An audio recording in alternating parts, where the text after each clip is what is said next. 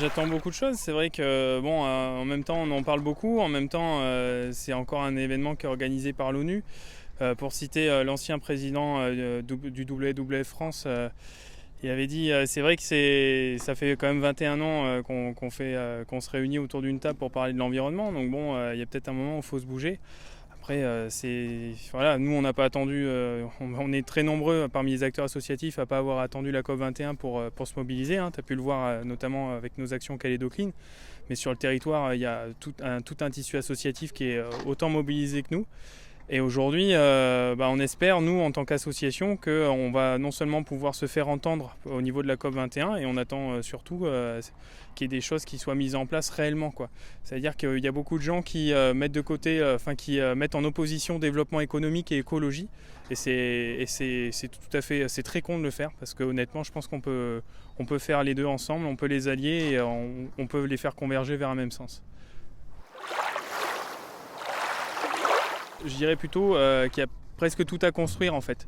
Honnêtement, tu vois, que ça soit en termes de déchets, on est encore assez à la ramasse, voire très à la ramasse. Nous on le voit bien, hein, les acteurs dans le recyclage ils ont du mal à capter les déchets, ils ne sont pas encore suffisamment nombreux, les institutions ne font pas suffisamment la promotion de ces entreprises-là. Donc là je te parle par rapport à ce que nous on connaît Calédo Clean, mais nous on fait aussi des plantations d'arbres, on voit bien qu'il y a beaucoup de zones qui sont dévastées par les feux, les mangroves sont en danger, les espèces endémiques elles sont en train de mourir parce qu'on détruit les espèces endémiques chaque jour. Je ne vais même pas parler de l'impact des industriels parce qu'on va s'attarder, mais il y a presque tout à faire en fait.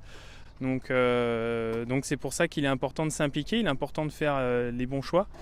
Et donc voilà, je pense qu'il y a vraiment encore une fois tout à construire en fait. Nous à Calédo Clean on a déjà commencé, comme je te disais tout à l'heure, on fait des opérations de nettoyage pour récupérer le plus de matière possible pour les envoyer au recyclage. On valorise ainsi les entreprises calédoniennes, donc on fait travailler les Calédoniens. Après, donc on fait tous le tri sélectif à la maison. À côté de ça, on va exterminer les espèces envahissantes végétales pour ensuite reboiser derrière avec d'autres associations du territoire pour faire renaître l'endémisme. On protège également énormément les mangroves et le milieu marin, puisque quand on fait nos opérations de nettoyage, tous les déchets qu'on ramasse sont destinés à la mer finalement. Donc on protège à la fois la terre, on protège la mer, on protège les sols, on protège les espèces endémiques. Donc on fait déjà beaucoup. Après on va continuer sur d'autres choses. Par exemple on va petit à petit récupérer des graines, faire de plus en plus de potagers. On va s'associer avec des associations qui sont là-dedans et on va essayer d'en faire de plus en plus, hein, bien sûr, même si on est déjà assez à fond.